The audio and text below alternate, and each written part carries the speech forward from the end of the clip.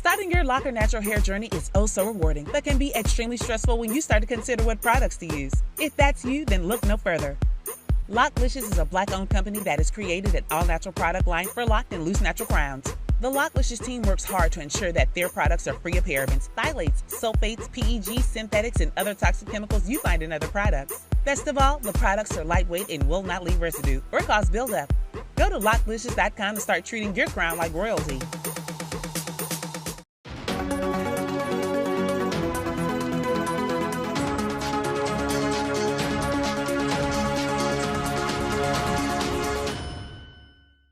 So a Staten Island parking lot is drawing attention for being the final resting place for what is estimated to be up to 1,000 former slaves. Now, they say at first glance, they say the New York Borough parking lot looked like something that was normal. They had a Metro PCS store, a 7-Eleven. They say they had other businesses sitting on the corner of Forest and Livermore Avenue. They say, but as is the case, it said the more interesting story of the plot of the land lies a few feet beneath the surface. So according to historians, it said there's a lot that's the location of the only black burial ground on the Long Island North Shore. They say it goes back to the 1850s in the earlier 20th century, and it's a final resting place for generations of black people, a fact that has been hidden. They say, but one of the locals are still surprised to learn. Now, this is the thing. They have been places that we have been buried, and these people know this. These people know all the way around. They don't care. They will build parking structures. They will build neighborhoods. They'll build artificial lakes like Lake Lanier. And anybody know about Lake Lanier and all the things that happen at Lake Lanier? A lot of people say Lake Lanier is cursed. And rightfully, it should be cursed because those white folks had went over there and done the evil that they normally would do to black people. And then they end up putting a lake over that area. Well, those black people were killed and buried. This is nothing new. But you're going to find out more and more of this as time goes along because we live in the age of exposure. They have no respect for black people whatsoever. And that's why I hate to even see us as black people trying to get their respect, trying to get their validation. You will never, ever have it. Because in the culture of white supremacy, it teaches to hate you, especially black folks, okay? So they said this is specifically for black people. Some were slaves, some were the descendant of the enslaved, some were families, some were black American residents who never knew slavery. So they had not only our ancestors there, of course, but those that was outside of slavery there, but they still did not care. According to what this historian Patricia Salmon has stated. Now, they say the second Asbury African Methodist Episcopal Church and a cemetery were originally built on the land in the mid-1800s before the cemetery lands were deeded over to the African Methodist Church Cemetery of Staten Island, organized by the second African Methodist Episcopal Church of the Staten Island in 1929. They say the city of Staten Island took possession of the cemetery, which was missing headstones since as early as 1913, and in 1950, due to $11,768 owed in back taxes. Let me tell y'all something. America is just wicked in what they have done to black folk. That little money, they took a whole cemetery from these people, right? This system is set up in a way to hurt and harm black people. And the moment that we figure out a way to start thriving in this system, they say, oh, hell no, them Negroes have figured it out. Let's go ahead and change some laws and let's make it more difficult. Now it's going to put them back to square one all over again. They have done this so many times. It's so many times they have taken land, hundreds and hundreds of acres of land from black people for literally nothing. Some of black folks was murdered and they just took their land. Some of them would, they have the deeds in the courthouse. They burn the courthouse down and say, oh, you ain't got a deed, so we're going to sell it to whoever we want to sell it to now. You know what I'm saying? When these people, that's why I told you I have no respect for them because they didn't build anything off of hard work. They didn't work hard for nothing. They still don't work hard for nothing because when black folks stop doing all the hard work, then they go get the Mexicans and anybody else of that descent, Latino descent, to go do their work next. So the plan is, in which they about to get played. They think, some of them think they know better. That's their new slaves from south of the border. Why do you think they're letting so many million of them come in here? Like, these group of people have never did any kind of physical work to build America. First, it was the black man and woman building up everything. And then we stopped building up everything for them. We stopped cooking for them, cleaning for them, taking care of their kids. Then the next thing they do is start importing people from south of the border because they don't want to work and do crap. You understand? So this is, once again, more history of how they steal from black people. Black folks can't even have a doggone cemetery. Now, they say it was sold in 1953 to Sedell Mann of the Bronx, and the land, as well as the history, has continually been developed over since the 1980s.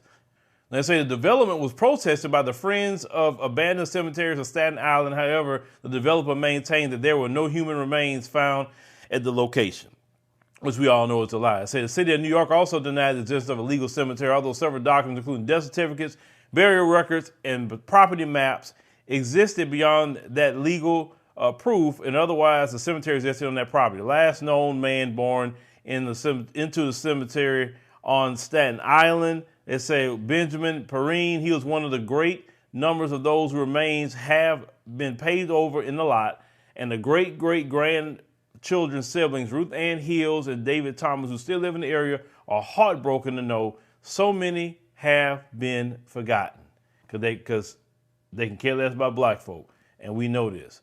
Black people have never been anyone that you respect, revere, or honor. Black people are people that you can use. That's what you do to black people. They're only supposed to benefit white supremacy. That's it. Now, they say it breaks my heart. It's personal to me.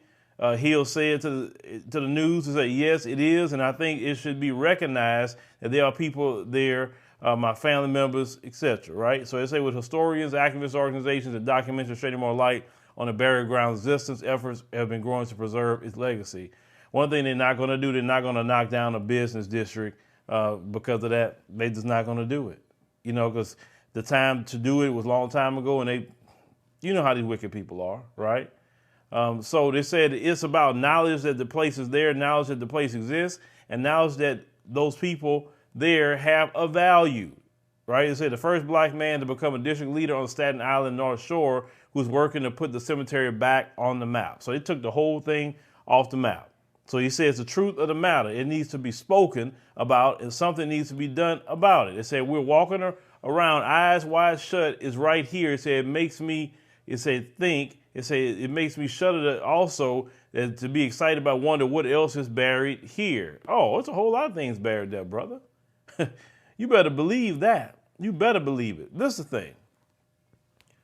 How many more cemeteries that we know nothing about, people going to malls and shopping centers, etc.? You know, the area of Wall Street, that was a black town in that area. Central Park, that was a black town in the area. We're talking about New York here. We talk about black neighborhoods. Black people had towns. And it's not that Pookie and Ray Ray and the hood rats just messed everything up. No. The position that black people are in due to, with economics and what we have as land and wealth is due to the sabotage of the white supremacists.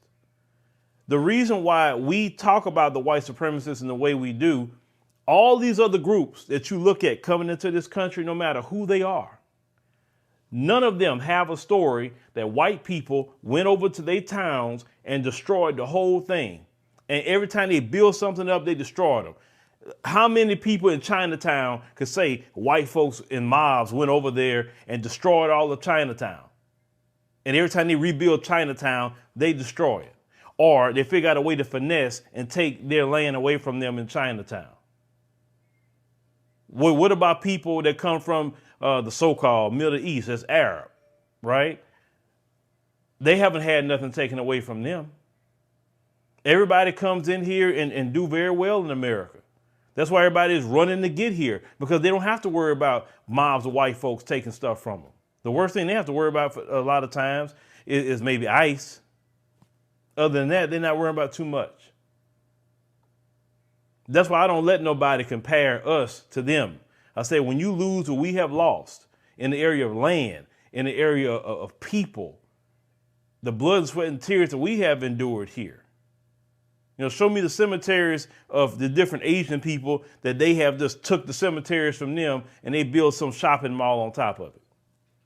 This is the thing they have been doing to the black man and woman in this country. And this is why I'm a firm believer, and I'm always going to be hostile when it comes to other groups talking crap about black people, because you ain't suffered nothing that we have dealt with in this country. And anytime that you get tired of them or they start treating you just like they're treating us, I know y'all, you'll get yourself up and leave. You go back to where you come from. And that's one thing that you have that we don't. Yes, we have African descent, but what country can we really go to without going through a long process? And that's talked about as well. Now, that's a whole video in itself, right? But, you know, these people are dealing with what they're dealing with in this country right now. And they have to pay for all of that. They knew exactly what they was doing. They all know what they was doing. And it's nothing but evil. But, you know, leave me a comment. Let us think about the situation here. You know, just doing what they normally do. You know, desecrating graves, building things, lying, stealing, finessing, everything they can to black people. Then they want to look at black people talking about, well, why don't you have this? Well, if you pull yourself up by your bootstraps, well, how you going to pull yourself up by your bootstraps when you still in the boots? Every time we get a boot, you steal it. You figure out a way to take it from us. Talking about hard work. Like I said, everything you guys come from stealing, raping, and pillaging. They say we can't compare to that. Thank you for watching, and make sure you subscribe to our YouTube channel and check out the African Diaspora News Channel app in the Google Play and Apple App Store. Colonization never ended in the white supremacist system. And as we see today, the colonization is in the mind. Now, those who have been enslaved and those who have been colonized, we're still dealing with the remnants of that through the colonization of the mind. Pick up my book, 7 Steps to Decolonize the Mind, and we will help deprogram you from the colonization that was put upon you by generations and generations of white supremacy. You can pick it up today on Amazon.com.